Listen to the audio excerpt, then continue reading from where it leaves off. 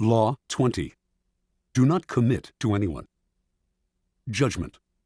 It is the fool who always rushes to take sides.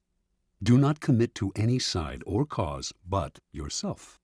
By maintaining your independence, you become the master of others, playing people against one another, making them pursue you.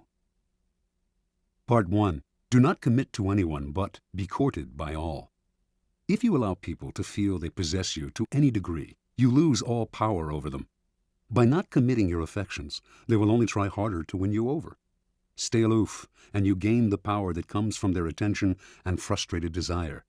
Play the virgin queen, give them hope, but never satisfaction.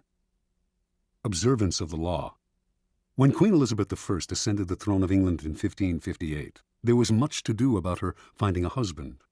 The issue was debated in Parliament and was a main topic of conversation among Englishmen of all classes. They often disagreed as to whom she should marry, but everyone thought she should marry as soon as possible, for a queen must have a king and must bear heirs for the kingdom. The debates raged on for years. Meanwhile, the most handsome and eligible bachelors in the realm, Sir Robert Dudley, the Earl of Essex, Sir Walter Raleigh, vied for Elizabeth's hand. She did not discourage them, but she seemed to be in no hurry, and her hints as to which man might be her favorite often contradicted each other. In 1566, Parliament sent a delegation to Elizabeth urging her to marry before she was too old to bear children. She did not argue, nor did she discourage the delegation, but she remained a virgin nonetheless. The delicate game that Elizabeth played with her suitors slowly made her the subject of innumerable sexual fantasies and the object of cultish worship. The court physician, Simon Forman, used his diary to describe his dreams of deflowering her. Painters represented her as Diana and other goddesses. The poet Edmund Spenser and others wrote eulogies to the Virgin Queen. She was referred to as the world's empress, that virtuous Virgo who rules the world and sets the stars in motion. In conversation with her, her many male suitors would employ bold sexual innuendo, a dare that Elizabeth did not discourage. She did all she could to stir their interest and simultaneously keep them at bay.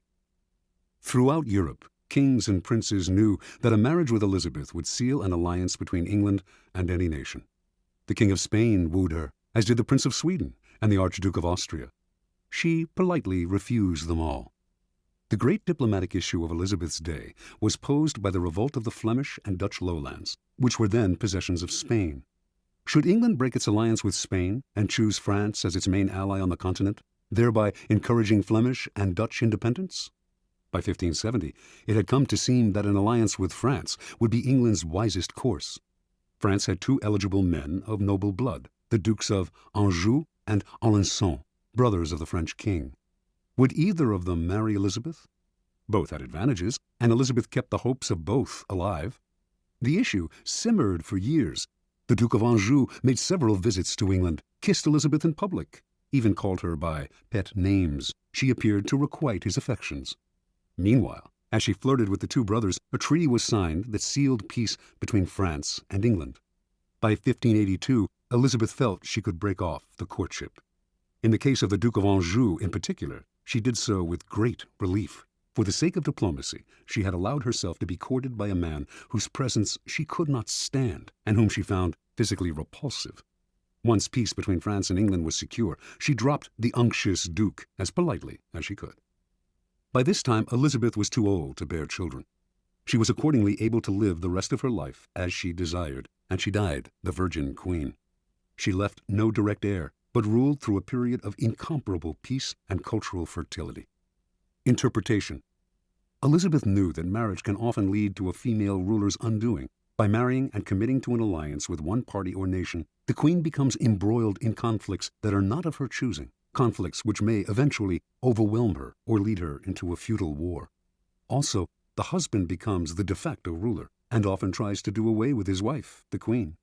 She had two goals as a ruler: to avoid marriage and to avoid war. She managed to combine these goals by dangling the possibility of marriage in order to forge alliances. The moment she committed to any single suitor would have been the moment she lost her power. She had to emanate mystery and desirability, never discouraging anyone's hopes, but never yielding. Through this lifelong game of flirting and withdrawing, Elizabeth dominated the country and every man who sought to conquer her. As the center of attention, she was in control. Keeping her independence above all, Elizabeth protected her power and made herself an object of worship. Keys to power. When you hold yourself back, you incur not anger, but a kind of respect. You instantly seem powerful because you make yourself ungraspable rather than succumbing to the group or to the relationship, as most people do. This aura of power only grows with time. As your reputation for independence grows, more and more people will come to desire you, wanting to be the one who gets you to commit. Desire is like a virus. If we see that someone is desired by other people, we tend to find this person desirable too. The moment you commit, the magic is gone. You become like everyone else. People will try all kinds of underhanded methods to get you to commit. They will give you gifts, shower you with favors, all to put you under obligation. Encourage the attention, stimulate their interest, but do not commit at any cost. Accept the gifts and favors if you so desire, but be careful to maintain your inner aloofness.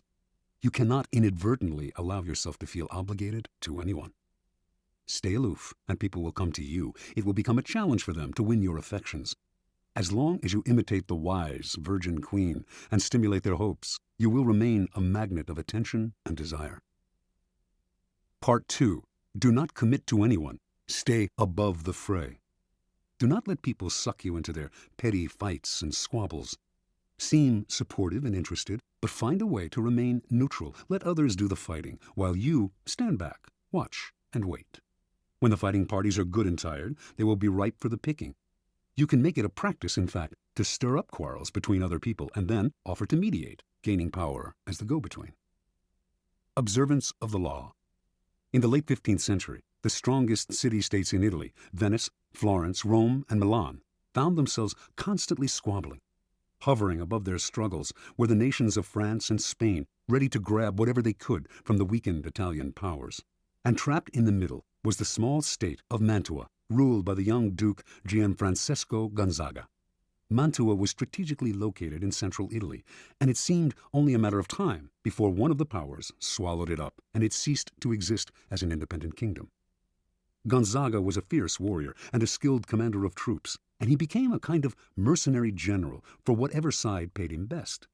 In the year 1490, he married Isabella d'Este, daughter of the ruler of another small Italian kingdom, Ferrara. Since he now spent most of his time away from Mantua, it fell to Isabella to rule in his stead. Isabella's first true test as ruler came in 1498, when King Louis XII of France was preparing armies to attack Milan. In their usual perfidious fashion, the Italian states immediately looked for ways to profit from Milan's difficulties. Pope Alexander VI promised not to intervene, thereby giving the French carte blanche. The Venetians signaled that they would not help Milan either, and in exchange for this, they hoped the French would give them Mantua. The ruler of Milan, Lodovico Sforza, suddenly found himself alone and abandoned.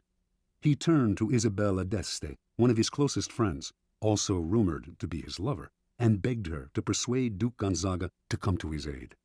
Isabella tried, but her husband balked, for he saw Sforza's cause as hopeless. And so, in 1499, Louis swooped down on Milan and took it with ease. Isabella now faced a dilemma. If she stayed loyal to Lodovico, the French would now move against her. But if, instead, she allied herself with France, she would make enemies elsewhere in Italy, compromising Mantua once Louis eventually withdrew. And if she looked to Venice or Rome for help, they would simply swallow up Mantua under the cloak of coming to her aid. Yet, she had to do something. The mighty king of France was breathing down her neck. She decided to befriend him, as she had befriended Lodovico Sforza before him, with alluring gifts, witty, intelligent letters, and the possibility of her company. For Isabella was famous as a woman of incomparable beauty and charm. In 1500, Louis invited Isabella to a great party in Milan to celebrate his victory. Leonardo da Vinci built an enormous mechanical lion for the affair. When the lion opened its mouth, it spewed fresh lilies, the symbols of French royalty. At the party, Isabella wore one of her celebrated dresses. She had by far the largest wardrobe of any of the Italian princesses. And just as she had hoped, she charmed and captivated Louis, who ignored all the other ladies vying for his attention. She soon became his constant companion, and in exchange for her friendship, he pledged to protect Mantua's independence from Venice. As one danger receded, however, another, more worrying one arose, this time from the south, in the form of Cesare Borgia. Starting in 1500, Borgia had marched steadily northward, gobbling up all the small kingdoms in his path in the name of his father, Pope Alexander. Isabella understood Cesare perfectly. He could be neither trusted nor in any way offended. He had to be cajoled and kept at arm's length. Isabella began by sending him gifts, falcons, prize dogs, perfumes, and dozens of masks, which she knew he always wore when he walked the streets of Rome.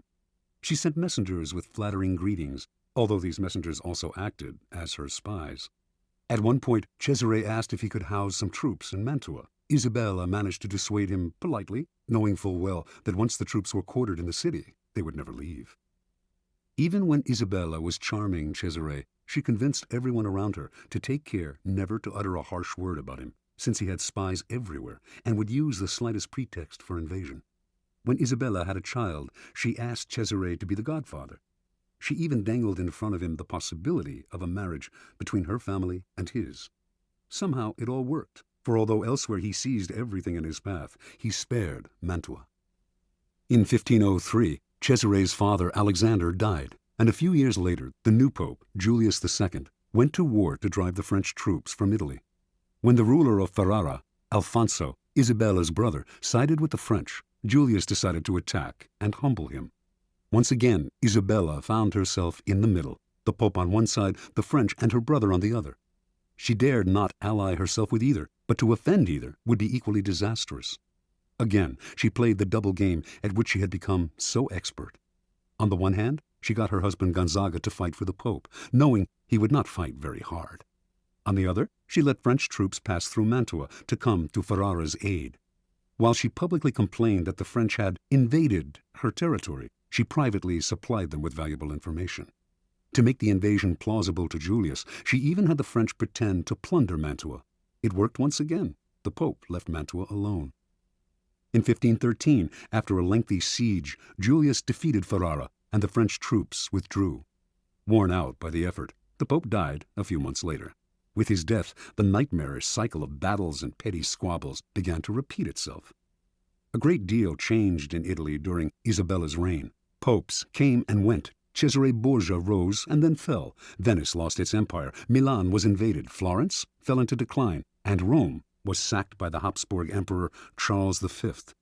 Through all this, tiny Mantua not only survived, but thrived. Its court, the envy of Italy. Its wealth and sovereignty would remain intact for a century after Isabella's death in 1539. Interpretation. Learn to control yourself, to restrain your natural tendency to take sides and join the fight. Be friendly and charming to each of the combatants, then step back as they collide. With every battle, they grow weaker, while you grow stronger with every battle you avoid. Keys to power. To succeed in the game of power, you have to master your emotions. But even if you succeed in gaining such self-control, you can never control the temperamental dispositions of those around you. And this presents a great danger. Most people operate in a whirlpool of emotions, constantly reacting, churning up squabbles and conflicts. Your self-control and autonomy will only bother and infuriate them.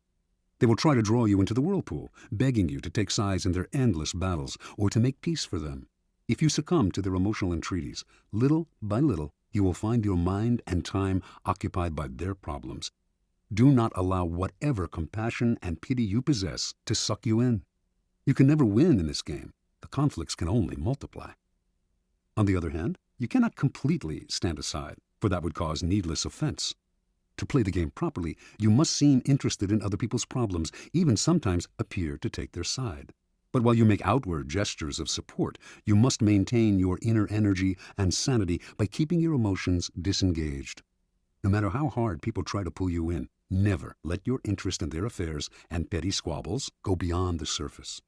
Give them gifts. Listen with a sympathetic look. Even occasionally, play the charmer. But inwardly, keep both the friendly kings and the perfidious Borgias at arm's length. By refusing to commit and thus maintaining your autonomy, you retain the initiative. Your moves stay matters of your own choosing, not defensive reactions to the push and pull of those around you. Play a waiting game, and you cannot lose.